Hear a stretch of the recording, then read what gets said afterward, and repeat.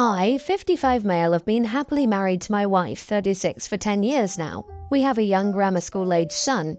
Before marrying my current wife, I was married for 15 years to my previous wife, 58, and I have a 30-year-old daughter from that marriage. The previous marriage was a failure and a very unhappy one from my perspective, though my ex would say differently. Essentially, my ex-wife will tell you that the first 5 years were great. I made her feel attractive and wanted to do right by my new wife and baby. However, 5 years in, I became very unhappy. I realized I'd gone from my parents' house to another just like it. I never had the time to be a young adult and really explore my options in terms of dating and just being mentally young, instead of feeling like I was 30 going on 50. My wife was 3 years older, and even though our age difference should have been more apparent when I was 25, it hit me when I was in my early 30s. She was entering her mid-30s and treating our household like young adulthood was over. Her job path was set, and she wanted us to start planning for retirement. After that, I felt like my home came with bars and orange jumpsuits, and I was depressed and checked out. We lived separately, and I started exploring the things I should have done. I changed careers many times, and after we finalized our divorce, I got serious with a new business, and the rest was history. I tried to make it up to my daughter and have been a very good father to her. When my business took off, I had more money than I ever had while married, and she rejected a lot of what I tried to give her. My ex-wife and I were on different wavelengths, and my daughter and I could never do the fun adventures I would have liked. But I try not to be resentful because that's just the type of person she is, very risk-averse and grew up too fast for me. Since then, I met someone who liked the same things I did and was in the same place dating-wise. 2 weeks ago, I was talking to my daughter over the phone, and I asked why she has yet to marry her boyfriend, 28. He's a great guy. She sighed and said, well, he's a great guy, but in my experience, you were great and in the same place in life with mom until you suddenly hated having an older wife. Your marriage and other marriages seem to give the impression that a man 2 decades older, with loads of baggage, would treat me better instead of fearing a younger husband will flip the same switch you did at 32. I was insulted and didn't know why she was reading so much into my former marriage. It's not a representation. I also saw she was implying her issues with me, her dad, affected her relationship. I decided I didn't need to stand for this, so I hung up on her. We haven't talked since, and I wish for some sort of apology. Even if it still blames me, it's just some overture. Am I the idiot? So let me get this straight. You felt like the age gap was a problem with your first wife being 3 years older than you, yet your 19-year age difference with your new wife is somehow better? Dude, why are you insulted? She's just speaking the truth. And your description of your marriages is hilarious. You're a walking cliche. What on earth makes you think you're so special that your almost 20-year-old younger wife isn't going to wake up one day and realize she's married to an older man when you couldn't even handle a 3-year age gap?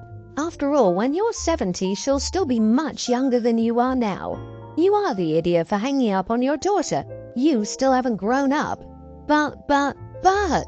He was basically emotionally imprisoned. His mid-30s wife was gasping, thinking about her career trajectory and making plans not to be financially destitute at 60. Poor man. Anyone would have escaped that kind of oppressive situation. And who is he to be held responsible for the ramifications suffered by a child he willingly brought into the world? Jesus.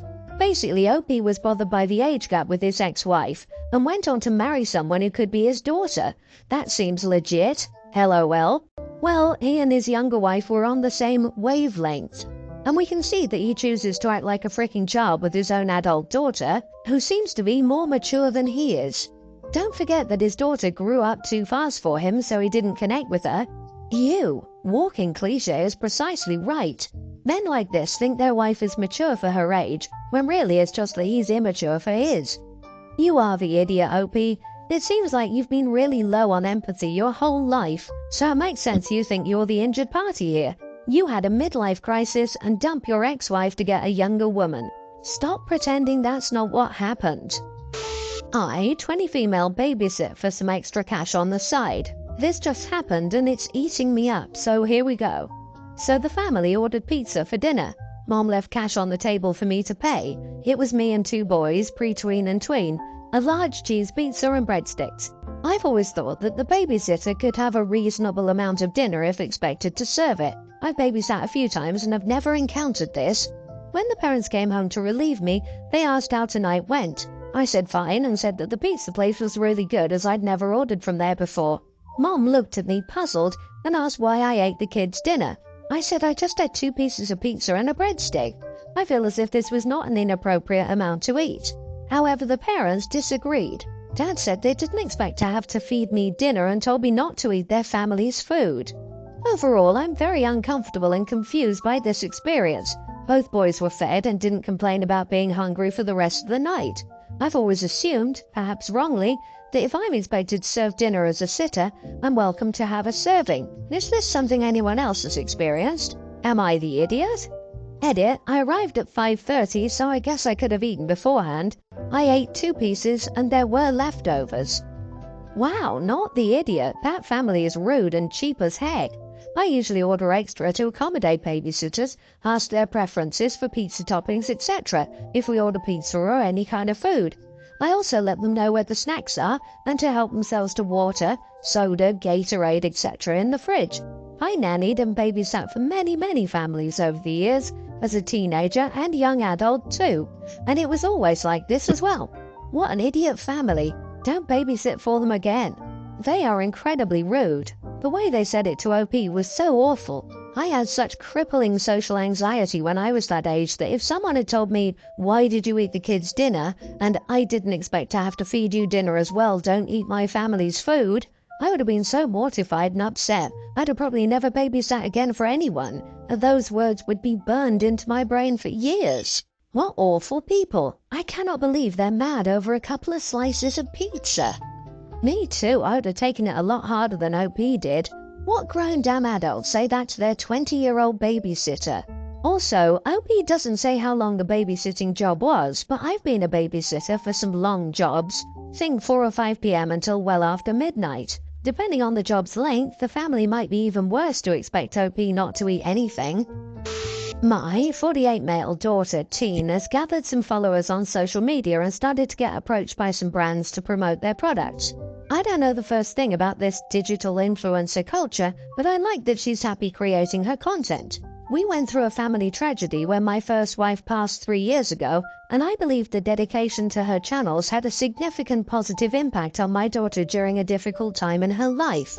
Anyway, whenever a company approaches her, I help the best way I can, going over the terms and conditions of contracts and so on. One thing that surprised me though is that some of those offers involved serious money. So I told my daughter from day one that I would put it all away for her so she can access her money when she turns 18. I believe that as long as she's a minor and unable to make more informed financial decisions, she should get by on her allowance, just as my 2 other children do. She was initially okay with this, but lately she asked me for more money. She pointed out that I allow my other daughter to keep and spend the earnings from her babysitting gigs. It's a ridiculous comparison because a teen having some pocket money from babysitting as a complement to their allowance doesn't even compare to the money my other daughter is making now. But it's a fair point and I gave her that, so I told her that we could use this as a reference. We could take an average of what her sister was earning with babysitting, or what her brother was earning flipping burgers in the fast food industry, or what most teenagers would realistically be expected to earn in this phase of life. I said I'd agree to take a similar amount from her earnings every month so she could complement her allowance, but the bulk of it would still be put away until she turns 18. She thought I wasn't taking her seriously to propose something like that. So was this an idiot move on my part? I'm learning you are the idiot, but not because of money management. Your daughter makes a fair point. She earns more and it stands to reason she should have access to more. You're treating her with a double standard. It seems weird to say, I think my daughter's mature enough to make adult decisions about her social media presence that could impact her future, but I don't think she's mature enough to manage money. If she's mature enough for one, she's mature enough for both. If she's not mature enough for one, is she mature enough for the other? This is a weird take. This is like child actors. They're clearly working in the adult world, but decent parents won't let them go wild with no oversight or control. How is this different? It's not a double standard. It's a careful exposure to some grown-up places. OP is not the idiot, but there are some specifics we don't know, like exact amounts of money, so it's hard to advise. As a minor, she can't legally enter into a contract, so I have to be involved. I sign the papers and the money comes directly into my account. So yes, it's her money, and I never took a single penny out of it for my personal use or to use towards our family. and the decision to put it away came not only as a measure to keep it safe, but also to keep her level-headed and grounded. I read that Emma Watson's parents gave her the same allowance they gave her brother despite the fact that she was earning millions while shooting the Potter movies. To clarify, my daughter is far from earning Harry Potter money, but I see this case as a positive example. Okay, why is it going into your account? Why not a savings account, which would be smarter? Why not an account for her? And you saying she can only have the equivalent of babysitting money or flipping burger money is stupid. A percentage of the money she earns is better. Or put the money your son and daughter make into your account. You can get a savings account with good interest rates for your daughter's money. Your daughter is right, it's not fair. Oh, you're the one being taxed on the money. Your daughter needs a lawyer. Seriously, it's her money, and the more controlling you are, the more likely she will just blow it once she's 18. My female 32 husband 35 is the youngest of 9 siblings. The eldest, Mark, male 51, has never had a strong bond with my husband given their age difference, and I've only met him a handful of times throughout my 8-year marriage. My husband's sibling group is relatively spread out and everyone has their own lives and families, so a group chat was created. Spouses were also included, so it's quite a big chat and is not used frequently aside from significant life updates. One of these major life updates was that I gave birth to a beautiful baby boy 2 weeks ago. I shared a photo in the chat and everyone was thrilled. That being said, my mother-in-law, 72, and one of my sisters-in-law, 38, were around yesterday when they happened to mention in passing that Mark was really upset with me.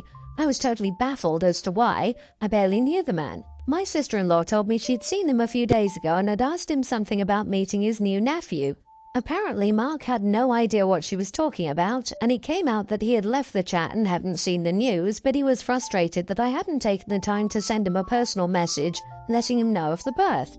I told my sister-in-law that that was unreasonable. I had no idea he'd left the chat in the first place, and I wasn't going to message every family member individually after I'd just given birth. My sister-in-law said that I could have asked my husband to do it, so that Mark was included. But I told her that it wasn't our responsibility to make sure Mark was included when he wasn't fussed enough to stay in the group in the first place. My husband agrees with me, but has told me that I was too harsh in saying it to his mom when all she wants is a cohesive family unit. He said we could just send Mark a personal message and end all this, which is true, but I feel it shouldn't be on us. Am I being too stubborn or an idiot? Not the idiot. Things happen in my family all the time that I hear about from other people. It's not abnormal. Also, it's not your responsibility. It's your husband's. There's no reason for them to be mad at you, even if they were mad for a valid reason, which they're not. If anything, they should be mad at him. Don't forget to add the man's 51. Why is his mummy talking to you about it? I wonder what Mark will do when Mom's no longer around to play messenger for him.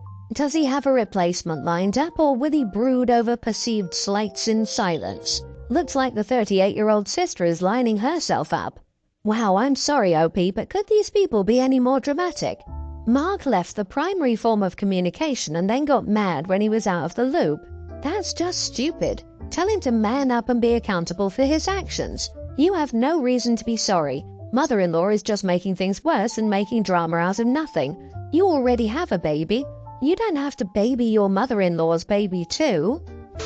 I, 43 female, have children with very large age gaps. My oldest is 25 and I had them with a high school ex. Then we separated and I married my husband much later.